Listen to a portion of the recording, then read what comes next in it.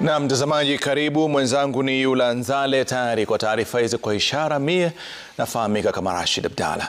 Na mchuuzi aliyepigwa risasi na polisi katikati mwa jiji la Nairobi bado yu hai na anapokea matibabu katika hospitali ya kitaifa ya Kenyatta.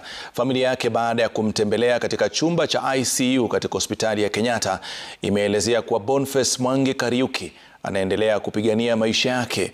Usimamizi wa hospitali ya Kenyatta nao ukisema madaktari wanafanya kila wawezalo baada ya kumfanyia upasuaji kwa saa 2. Ben Kiroi anatufungulia Nipashe na taarifa hii.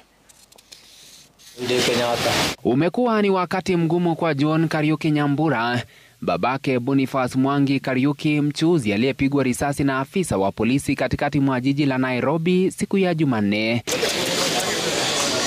John hajaondoka hospitalini hapa tangu usiku wa jana, muda mchache alipopokea taarifa hizo za kusikitisha ambazo zilimpa hofu tele.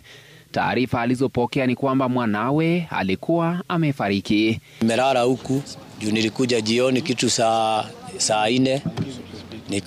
Kuna mtu alinipigia juu walikuwa wamesema ati amekufa. Lakini ni hadi asubuhi alipopata taarifa kamili na kumwona mwanawe ambaye amelazwa katika chumba cha ICU akipigania maisha yake. Vile wengine wamekuja ndio wameweza kunisaidia, tukaenda kuuliza ndio tukaambiwa kuna wawili hawana majina.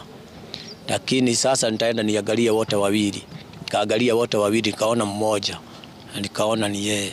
Ilikuwa ni afueni kumpata mwanawe wa miaka 22 akiwa anapumua, lakini hali mbaya aliyoko inampa wasiwasi. Ako sawa, lakini siwezi sema sana juu hiyo ni machine na naona anapiga roho sasa, lakini at least nimerudi nimekuwa na imani kidogo juu sio vile nilikuwa nafikiria na vile watu walikuwa wamesema. Usimamizi wa KNH unasema unafanya kile wawezalo kuokoa maisha yake. Ameshafanywa upasuaji na iko katika hali sasa hivi ambayo ni afadhali kuliko jinsi alipofika. Ni wakati muhimu sasa ambao tunakumbana nayo. Ni vigumu kusema kwa sasa jinsi mambo yatakavyotokea. Kwa hivyo tutahitaji muda ili tuweze kutathmini hali yake. Kulingana na KNH, ganda la risasi lilitolewa kichwani mwa Boniface baada ya upasuaji, huku watu wengine 7 wakiendelea kutibiwa hospitalini humo. Kupigwa risasi kwa Boniface Mwangi kumezua hasira kitaifa na kuchochea uchunguzi upya wa mtindo na utovu wa nidhamu wa mara kwa mara miongoni mwa maafisa wa polisi. Familia yake na Wakenya kwa jumla wanataka haki na uwajibikaji kwa polisi husika. Ben Kiroi, runinga ya Citizen.